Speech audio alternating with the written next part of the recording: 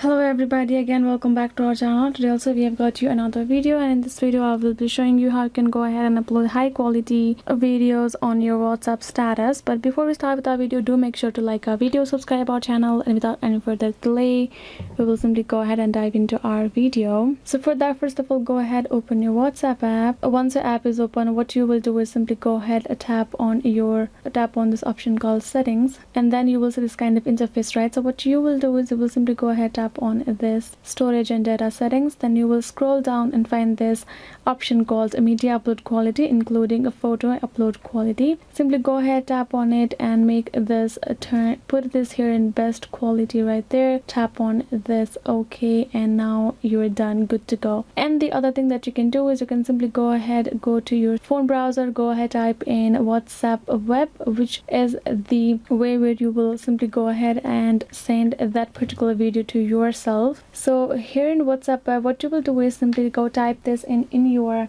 desktop or your laptop, and you will link your device and you will send that video to yourself, and apparently that way the video quality remains good, and then you will post that video from your mobile phone or from your desktop itself to your status, and it will be high quality. So these are the two options you can do it, and I hope this video was helpful. If you got more concerns, do leave them in the comments below.